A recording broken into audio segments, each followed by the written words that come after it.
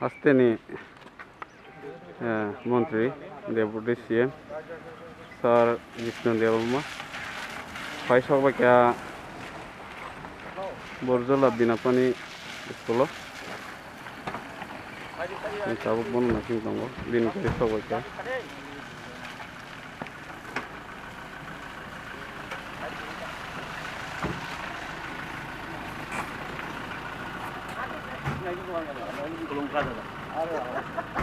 আপনার পঞ্চায়েত আমাদের প্রধান এজেন্টার মনোরঞ্জন আমাদের চেয়ারম্যান মন্ডল প্রেসিডেন্ট কই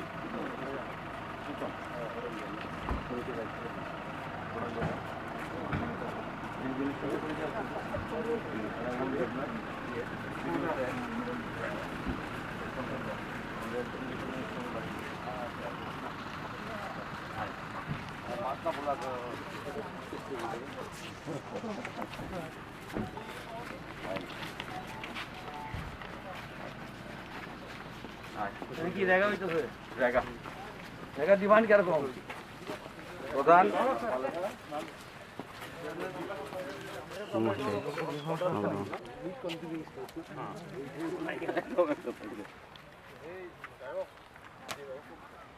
সিআইবি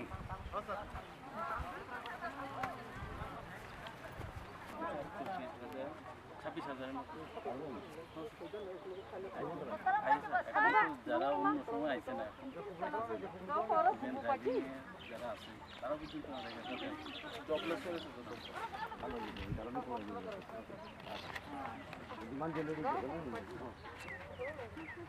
কাজ আইনজিটাই করা ওদের জায়গাটা আছে না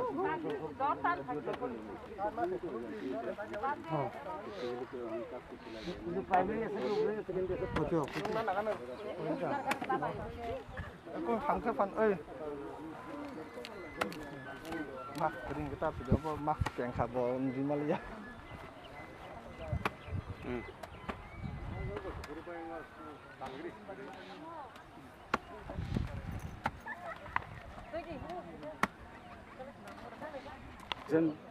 আমন্ত্রণ করেছে আসার জন্য আমি আরডিও মন্ত্রী উনি বললেন আমাকে রেগা কাজ দেখতে কীভাবে সোশ্যাল ডিস্টেন্সিং মেনটেন করে মাস্ক করে রেগা করা হচ্ছে ত্রিপুরা রাজ্যে এবং গ্রামীণ অর্থনীতিকে চাঙ্গা করতে হবে মানুষের কাছে টাকা পয়সা পৌঁছে দেওয়া খুব দরকার এখন এবং সোশ্যাল ডিস্টেন্সিং যেমন দরকার অর্থনীতি চালু করার এতই দরকার সুতরাং অর্থনীতি চালু করার একটা ব্যবস্থা হলো এমজিএন রেগা যাকে আমরা রেগা বলি এবং এটার মাধ্যমে আমরা ভাবি যে গ্রামীণ অর্থনীতিকে সচল করে দেওয়া কারণ 40 দিন 45 দিন লকআউট ছিল এখনও পাশের লকআউট আছে এর মধ্যেও কাজ শুরু করে দিতে বলেছে আমাদের প্রধানমন্ত্রী গ্রামের মানুষ যেমন কষ্ট না পায় ওরা যেমন টাকা পয়সা পায় নিজের জীবনযাত্রা সুন্দর করে রাখতে পারে মানে এই ডিস্ট্রাকশনসগুলি আসে অনেক সময় ইমার্জেন্সির সময় সেটা ঠিক করতে করার একমাত্র উপায় হলো গ্রামীণ অর্থনীতিকে চাঙ্গা করা সুতরাং রেগার কাজ আমরা ত্রিপুরা রাজ্যে শুরু করে দিয়েছি সোশ্যাল ডিস্টেন্সিং এবং মাস্ক পরে এবং টাকাও আছে এখন রেগার জন্য আর এই বিগত দিনে যত পেমেন্ট আছে সেটা পেমেন্ট হয়ে গেছে সেটা মানে আউটস্ট্যান্ডিং নেই আর ভালোভাবে পেমেন্ট হচ্ছে সুতরাং মানুষকে আমরা বলবো রেগার করুন রেগার কোনো অসুবিধা নেই টাকা পয়সা গ্রামে যেমন আসে মানুষ যারা খেটে খাওয়া মানুষ যারা গরিব মানুষ ওদের কাছে যেমন টাকা পয়সা যায় এই ব্যবস্থা আমরা করছি কিন্তু রাজ্য সরকার থেকে কেন্দ্র সরকার সাহায্য করছেন আমাদের এমএলএ সাহেব খুবই সক্রিয়ভাবে দেখছেন উনি যুবক খুব সক্রিয় একজন এমএলএ উনি খুব ভালোভাবে দেখছেন এই কাজগুলি তাই আমি আজকে দেখতে এসেছি কীভাবে সোশ্যাল ডিস্টেন্সিং মেনটেন করে এবং এই লকডাউনের পরে আবার এগার কাজ শুরু নতুন করে তাই উনি আমাকে নিমন্ত্রণ করলেন আমি আসলাম স্যার ইকোনমিক অ্যাক্টিভিটির রিজাম্পশন হয়েছে ত্রিপুরাতে যদি 50 ডেজ অলমোস্ট লকডাউন হয়তো অনেক ইকোনমিক লস হয়েছে ত্রিপুরায় এইটা ওভারকাম করতে এমজিএনআরই যেরকম একটা রুরাল ইকোনমির পার্ট একটা অন্য সেক্টরগুলো কী চিন্তা করছেন স্যার দেখুন ইকোনমিক অ্যাক্টিভিটি শুরু করতে তো কেন্দ্র সরকার বলে দিয়েছে আমাদেরকে সুতরাং যেখানে বুদ্ধমনগরে আমাদের শিল্প আছে শিল্পনগরী সেখানে কাজ শুরু হয়ে গেছে মেনটেনিং সার্টেন স্ট্যান্ডার্ড সেটা তো আর করা যায় না এখন কোভিডের একটা আক্রান্ত সব সারা বিশ্বেই সুতরাং একটা নিয়ম মেনে নতুন নিয়মাবলীতে সব কিছু নর্মাল হয়ে যায়নি নর্মালের পথে আছে এখন কারণ ত্রিপুরা তো গ্রিন জোন হয়েছে তাই আমাদের এখানে অর্থনৈতিক অ্যাক্টিভিটি করার জন্য অসুবিধা হবে না সার্টেন স্ট্যান্ডার্ড মেনটেন করে স্যার অল ত্রিপুরা তো গ্রিন হয়নি এই ওয়েস্ট ত্রিপুরা গ্রিন হয়েছে আর এদিকে তো অরেঞ্জ বা ইয়েলো এমন কিছু রয়েছে আমাদের রেড জোন তো নেই নাই তো এদিকেও কি কাজ চলছে রেগার কাজ? হ্যাঁ চলবে, যেটা আমাদেরকে দিয়েছে অ্যালাউ করেছে কেন্দ্র সরকার, সেটা নিশ্চয়ই চলবে। আমার মনে হয় রেড জোনে বেশি বাধা আছে মনে হয়, আর অরেঞ্জ জোন গ্রিন জোনে মোটামুটি ইকোনমিক অ্যাক্টিভিটি মোটামুটি সবখানে চলবে। তো এখানে দেখে কি ডিস্টেন্স মেনটেন করা হচ্ছে না? ডিস্টেন্স মেনটেন এখন শুরু হচ্ছে, আস্তে আস্তে আরও শিখবে লোক। তাড়াতাড়ি সব কিছু হয় না। প্রথম কথা হলো এটা নতুন একটা প্রক্রিয়া, সেটা শুরু করবে। এটা হচ্ছে এখন তো ভালোই হচ্ছে ডিস্টেন্স, আরও করাবো ডিস্টেন্স মেনটেন, আরও কীভাবে ডিসিপ্লিন ওয়েতে রেগা করা যায়, সেটা নতুন চিন্তাধারা। এতদিন রেগা চল ত্রিপুরা রাজ্যে এই চিন্তাধারা তো আসেনি, এতদিন রেগা হতো। এখন কোভিড আসাতে এখন আমরা বলছি মাস্ক পরতে হবে বা গামছা লাগাতে হবে মুখের মধ্যে, এবং সোশ্যাল ডিস্টেন্সিং মেনটেন করতে হবে। সে নতুন একটা কনসেপ্ট গ্রামে নিয়ে যাওয়ার জন্য একটু সময় লাগতে পারে, কিন্তু হবে, কেন হবে না? মানুষকে বোঝালে সব কিছুই হয়। Thank you sir.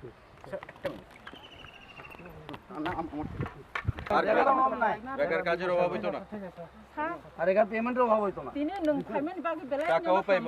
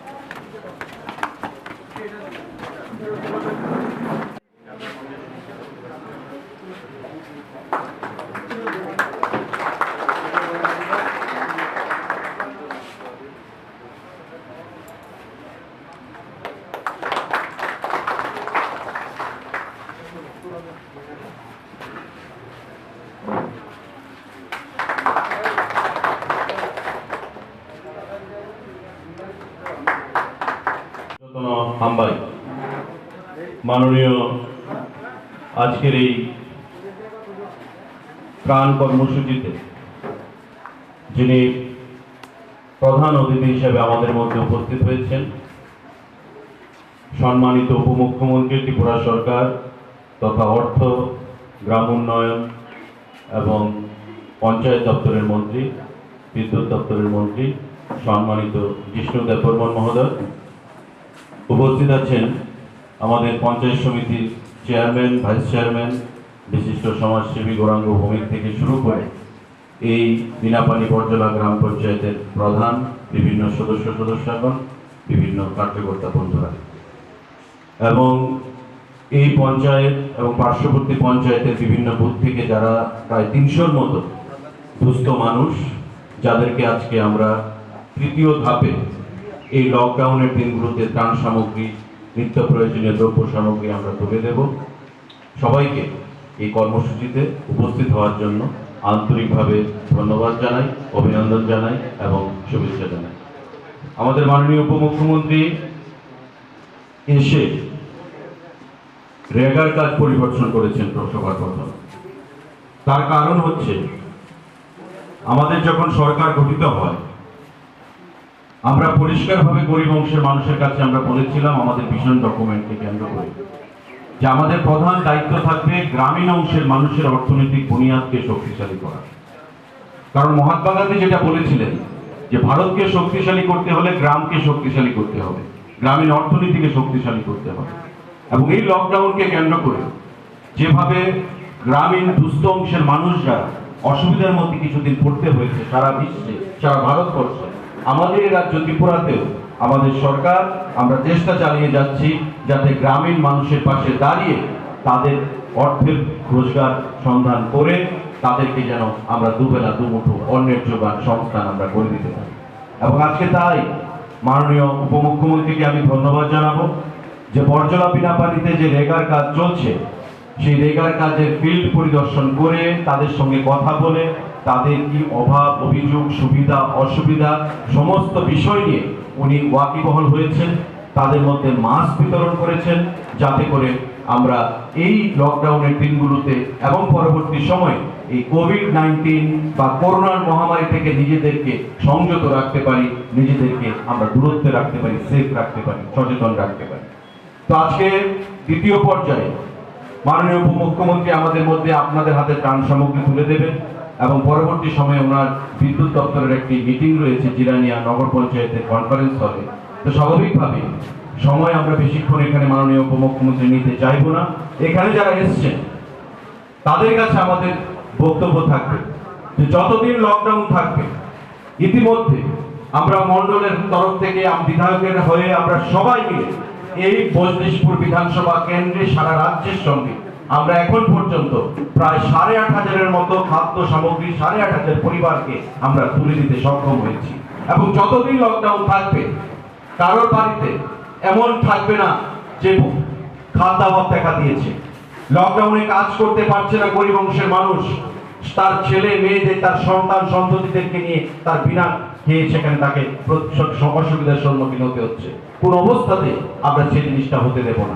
তাই সারা রাজ্যের সঙ্গে আমাদের বজলিশপুরেও আজকে এই বর্জলা বিনাপানিতে আবারও আমরা ত্রাণ সামগ্রী নিয়ে হাজির হয়েছি আপনাদের সকলের মধ্যে পৌঁছে দেওয়ার জন্য, যাতে করে একটা বার্তা, একটা সুস্পষ্ট বার্তা আমরা দিতে চাই যে মোদীজির নেতৃত্বে যে দিল্লিতে সরকার চলছে সারা দেশে, আমাদের পরিষ্কার ভাষায় আমাদেরকে বলেছেন যে সবকা সাথ সবকা বিকাশ, আর সঙ্গে রয়েছে সবকা বিশ্বাস। সবাইকে সঙ্গে নিয়ে আমাদের চলতে হবে।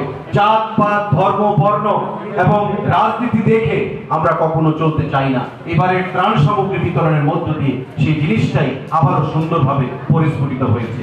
এখানে যারা এসছেন আমি সবাইকে আশ্বস্ত করতে চাইবো এলাকার বিধায়ক হিসাবে, এবং মাননীয় উপমুখ্যমন্ত্রী এখানে রয়েছেন, আমাদের মন্ডল কমিটির কার্যকর্তারা রয়েছেন, আমাদের পঞ্চায়েতের এখানে সমস্ত ধরনের কার্যকর্তারা রয়েছেন, তাদেরকে সামনে রেখে সাক্ষী রেখে আমরা একটা কথাই আপনাদেরকে আশ্বস্ত করতে চাইবো যে আগামী দিনেও যতদিন লকডাউন থাকবে ততদিন আপনাদের বাড়িতে খাদ্য বস্ত্র সেগুলো পৌঁছে দেওয়ার ব্যবস্থা আমরা করব, আপনাদের কোনো চিন্তা করতে হবে না।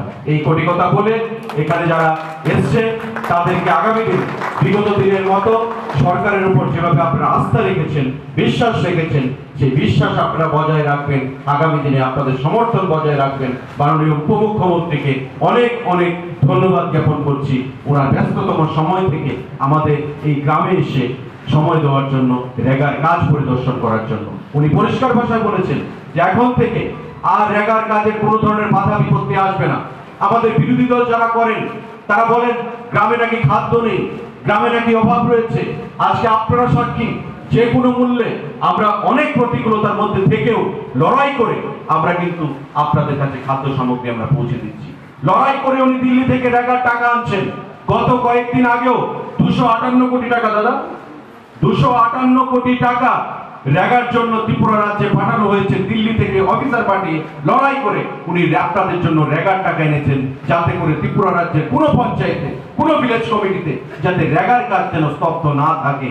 আর সেগুলো প্রমাণ পাওয়া যায় আমাদের এই পার্শ্ববর্তী মাঠের মধ্যে গেলে, যেখানে রেগার কাজে প্রায় 250-300 শ্রমিক সেখানে কাজ করছে, এবং রেগার যে মজুরি সেটাও 205 টাকা হয়েছে। মাননীয় মন্ত্রী আমাকে বলছিলেন যে আগামী দিনে সেটা 250 টাকা করা হবে আমাদের লক্ষ্য, 300 টাকা করা হবে আমাদের লক্ষ্য। এবং আমাদের সরকার আগামী নির্বাচনের আগে যে প্রতিশ্রুতি আমরা দিয়েছিলাম সেই প্রতিশ্রুতিগুলো আমরা পালন করব। রেগার টাকা বৃদ্ধি করব। কত ছিল? 172 টাকা, তারপরে বৃদ্ধি পেয়েছে 192 টাকা আমাদের সরকার আসার পর। আজকে সেটা 205 টাকাতে চলে গেছে। কেন্দ্রীয় সরকারের সাথে কথা বলে আমাদের সরকার সেই সিদ্ধান্ত নিয়েছে, রেগার টাকা বৃদ্ধি করেছে, যাতে গরিব অংশের মানুষের অর্থনৈতিক বুনিয়াদকে আমরা শক্তিশালী করতে পারি। সুতরাং আস্থা রাখবেন, খাদ্যের অভাব হবে না, কাজের অভাব হবে না। আগামী দিনে সরকার সেদিক থেকেই কাজ করে চলছে। আগামী দিনে সবকা সাথ সবকা বিকাশের মন্ত্রেই আমাদের চলতে হবে। এই কোটি কথা বলে আবারও সবাইকে যতন খুলুঙ্কা যতন হাম্বাই এই কথা বলে আমি আমার সংক্ষিপ্ত বক্তব্য এখানে শেষ করছি। সবাইকে নমস্কার জানাচ্ছি।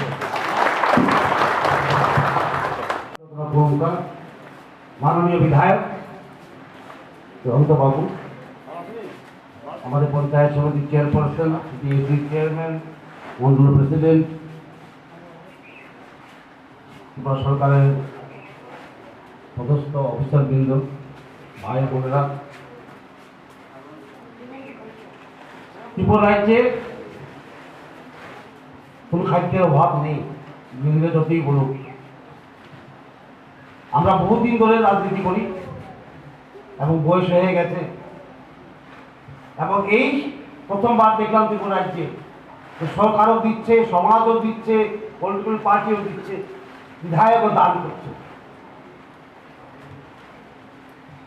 বিগত দিনের ত্রাণ আমার মনে আছে, কারো আমি সমালোচনা করতে চাই না, কিন্তু এত মুক্ত হস্তে দেওয়া এই প্রথমবার ত্রিপুরায়। সমাজ সক্রিয়, রাজনৈতিক দলগুলি সক্রিয়, এমএলএ সক্রিয়ভাবে দান করছেন, কারণ প্রতিশ্রুতি দিচ্ছেন মানুষের সামনে যে কোনো ঘরে খাদ্যের অভাব হবে না। একটা বড় কথা আর কি। আর যেখানে সুশান্ত বাবু আছেন, উনি প্রায় আমার অফিসে আসেন, আর সবসময় যখন আসেন ওনার নির্বাচনী কেন্দ্রের কথাই বলেন। আর্থিক ব্যাপারেই হোক, পঞ্চায়েতের ব্যাপারে হোক, পাওয়ারের ব্যাপারে হোক, উনি ধরে নিয়েছেন আমাকে।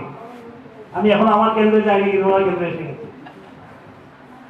আমার কেন্দ্রের রেখার কাজ আমি এখন দেখিনি, মজলিশপুরের রেখার কাজ দেখতে আমি এসে গেছি। এখন স্থির, খুব ভালো হাতে আছে, একটু ডাইনামিক একটা এমএলএর হাতে আছে। মধ্যে মধ্যে সুতরাং সবকে আমার আবেদন মাস্ক করবেন। আর বিধায়কও মাস্ক দিচ্ছেন, আমি দেখি ত্রাণ সামগ্রীর সঙ্গে উনি সবাইকে মাস্ক দিচ্ছেন। আর যদি মাস্ক কেউ না থাকে তারপরও মুখটা ঢেকে রাখা গামছা দিয়ে, হাতটা ধোয়া সাবান দিয়ে, এই অভ্যাসটা আমাদের করতে হবে। আমাদের সরকার, কেন্দ্র সরকারই হোক, রাজ্য সরকারই হোক, আমাদের গ্রামকে টপ প্রায়োরিটি, সবচেয়ে গুরুত্ব আমরা গ্রামকে দিই। কারণ ভারতবর্ষ মানে গ্রাম, ত্রিপুরা রাজ্য মানে গ্রামই বেশি, গ্রামই ত্রিপুরা রাজ্য, একটা শহর আছে। সুতরাং গ্রামীণ বিকাশ মানে ত্রিপুরা রাজ্যের বিকাশ।